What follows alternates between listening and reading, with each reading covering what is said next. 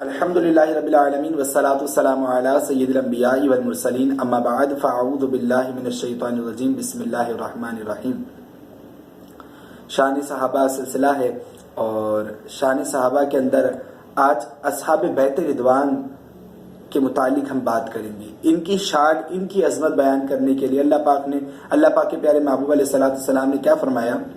مسلم شریف کی حدیث پاک ہے، اللہ پاک کے پیارے حبیب علیہ السلام نے ارشاد فرمایا، جن لوگوں نے درخت کے نیچے بیعت کی تھی انشاءاللہ ان میں سے کوئی بھی دوزخ میں داخل نہ ہوگا۔ شرح حدیث، اس سے مراد وہ صحابہ کرام ہیں جنہوں نے درخت کے نیچے حضور اکرم صلی اللہ علیہ وآلہ وسلم سے بیعت کی تھی۔ اس بیعت کو بیعت رضوان کہتے ہیں اور اس میں 1400 صحابہ کرام شامل تھے۔ شارح مسلم امام نووی علیہ رحمہ اس حدیث پاک کے تحت فرماتے ہیں، علماء کرام نے فرمایا کہ اس حدیث پاک کا مطلب یہ ہے کہ بیعت رضوان کرنے والے صحابہ کرام رضی اللہ عنہ میں سے کوئی ایک بھی دوزخ میں نہ جائے گا۔ اور حدیث پاک میں جو یہ لفظ موجود ہے انشاءاللہ کہا گیا ہے، یہ شک کی وجہ سے نہیں کہا گیا بلکہ اللہ پاک کے نام کی برکت حاصل کرنے کے لیے کہا گیا ہے۔ اور اللہ پاک کے پیارے حبیب علیہ السلام نے فرمایا، سب سے افضل میں اور میرے صحابہ ہیں۔ سب سے افضل اللہ پاک کے نبی کیا فرمائے؟ سب سے افضل میں ہوں اور میرے صحابہ ہیں۔ عرض کی گئی پھر کون افضل ہے؟ ارشاد فرمایا پھر وہ لوگ افضل ہیں جو ان کے نقش قدم پر چلیں گے، یعنی صحابہ کی اتباع کریں گے، یعنی ان کے فالوور ہوں گے، صحابہ کی فالو کرنے والے ہوں گے۔ عرض کی گئی پھر کون افضل ہے؟ ارشاد فرمایا اللہ کے نبی علیہ السلام نے پھر وہ جو ان کی اتباع کریں گے، ان کے نقش قدم پر چلیں گے۔ یعنی اللہ کے نبی علیہ السلام نے ہمیں کامیابی کا اور افضلیت کا راستہ بتا دیا کہ افضل، آج کل لوگ افضلیت کی دوڑ میں دوڑ رہے ہیں نا، ہر کوئی یہ چاہتا ہے کہ میں آگے نکل جاؤں، تو میں آگے کیسے نکلوں؟ یہ بات دیکھیے کہ اللہ کے نبی نے ہمیں کیسا پیارا طریقہ ارشاد فرمایا سب سے افضل میں ہوں، میرے بعد میرے صحابہ افضل ہیں، ان کے بعد وہ جو ان کی اتباع کرنے والے ہوں گے، ان کے فالوور ہوں گے، ان کے نقش قدم پر چلنے والے ہوں گے، اور پھر وہ جو ان کے نقش قدم پر چلنے والے ہوں گے، یعنی صحابہ، تابعین اور تبع تابعین، اور ہمیں بھی انہی کی اتباع کا حکم ارشاد ہوا ہے۔ اللہ کے نبی نے فرمایا ما انا علیہ و صحابہ، اہل سنہ و جماعت کا شعار یہی ہے، ما انا علیہ و اصحابہ۔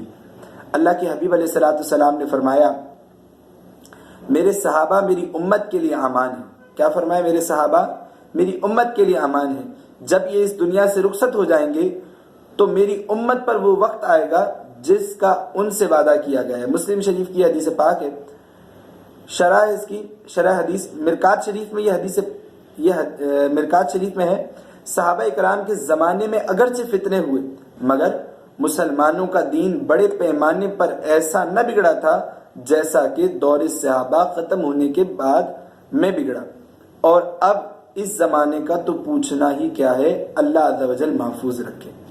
صحابہ کرام علیہم رضوان کہ دور طیبہ کے اندر یقیناً مسلمانوں کا دین پھر محفوظ تھا، اور آج بڑے بڑے فتنے موجود ہیں۔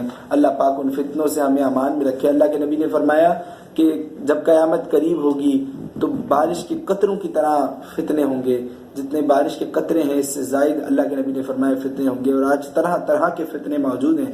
اپنے آپ کو بچانے کے لیے، اپنے ایمان کو بچانے کے لیے، اپنی آخرت کو بچانے کے لیے، اپنے گھر بار کو بچانے کے لیے ہم سب کو اس وقت ضرورت ہے کہ ہم دین کے قریب ہوں، اللہ اور اللہ کے رسول کے قریب ہوں، صحابہ کی اور اہل بیت کی اتباع کریں، اور سب سے کٹ کر بس اللہ اور اللہ کے رسول کی طرف ہو جائیں، اور مسلک حق، مسلک اہل سنت کو اختیار کریں۔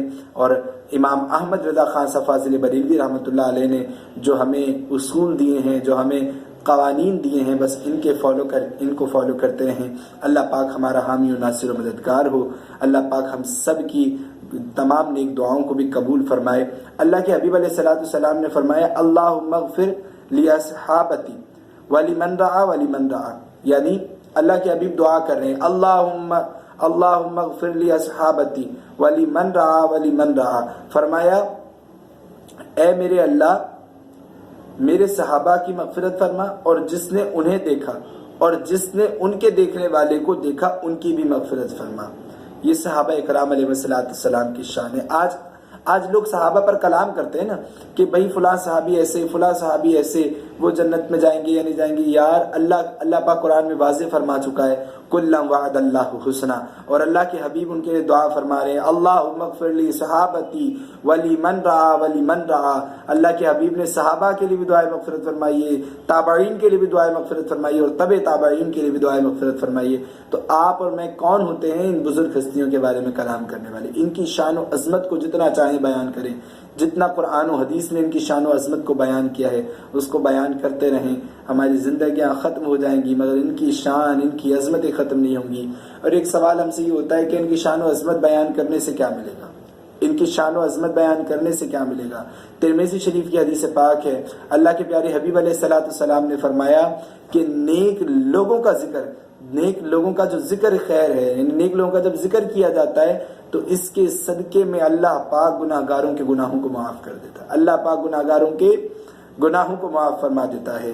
اللہ پاک جب کسی کے، نبی علیہ السلام نے فرمایا اللہ پاک جب کسی کی بھلائی چاہتا ہے تو اس کے دل میں میرے تمام صحابہ کی محبت پیدا فرما دیتا ہے۔ اللہ کے حبیب نے یہ نہیں فرمایا کہ ایک صحابی کی محبت پیدا کرتا ہے، اللہ کے حبیب نے یہ نہیں فرمایا کہ 2 سے پیار کرے باقی 2 سے بغض رکھے، نہیں۔ اللہ کے نبی نے فرمایا جب اللہ پاک کسی کے ساتھ بھلائی کا ارادہ فرماتا ہے تو میرے تمام کے تمام صحابہ کرام علیہم رضوان کی محبت اس کے دل میں پیدا فرما دیتا ہے۔